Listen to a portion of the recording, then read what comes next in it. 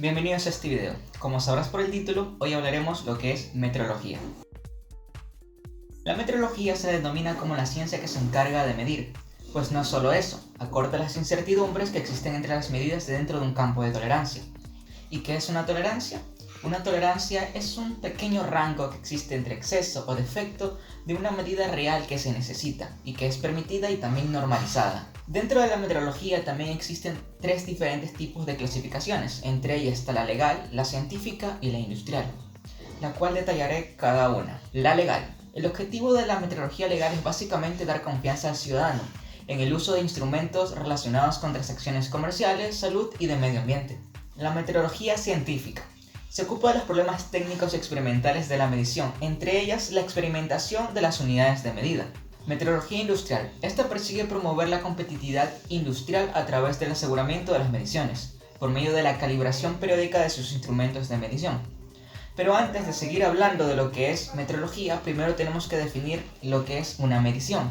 Entendemos por medición el proceso de obtener de manera experimental una magnitud física, ya sea de un objeto o de un fenómeno, al compararlo con una unidad de referencia, y para hacerlo se utiliza un instrumento de medición.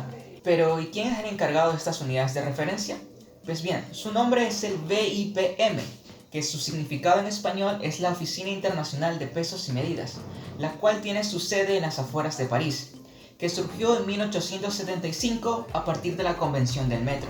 Esta oficina es la encargada del famoso Sistema Internacional de Medidas, el cual calibra o normaliza los métodos de confiabilidad a través de ciertas normas, como la ISO IEC 17025, que por cierto ya hablamos lo que son normas y normalizaciones en otro video que les dejaré por aquí. Y bien, cuando hablamos de medir tenemos que considerar que ninguna de las medidas es 100% confiable o precisa. Siempre hay un cierto nivel de incertidumbre o de error, la cual es provocada ya sea por el instrumento que se utilizó para medir o la técnica de medición, ya sea esta de tipo directa o indirecta. Entonces podemos entender como una medición directa aquella medición en la que se utilizan instrumentos de medida que comparan una variable a medir a través de un patrón. En el mundo de la metrología existen muchas variedades de instrumentos, desde tan simples como una regla hasta mucho más complejos y precisos como algunos ejemplos que les tengo. Los calibradores o verniers con divisiones de un 20 o un 50, que lo que quiere decir que son capaces de medir con precisiones de 5 a 2 centésimas de milímetro, son bastante comunes dentro del mundo de la mecánica industrial. El goniómetro transportador universal, que sirve para medir los ángulos, ya que está compuesto por un cuerpo grabado con 360 grados y un semicírculo de 180. El micrómetro, también llamado Palmer, es un instrumento de medida con un tornillo interno de rosca fina, el cual es capaz de llegar a medir hasta milésimas de milímetro. Por otro lado tenemos las medidas indirectas. Ya sabemos que hay muchas medidas que no se pueden obtener de manera mucho más directa, y entonces se utilizan estimaciones de una o más magnitudes diferentes de la misma para obtener así una aproximación más cercana.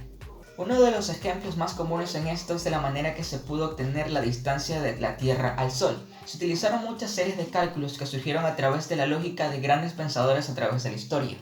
Y como ven, la metrología implica mucha técnica al nivel de instrumentos de medición directa y bastante ingenio cuando se tratan de medidas mucho más complicadas cuando hablamos de medición indirecta. Y pues bueno, eso es todo por el video, espero que les haya gustado. Bye.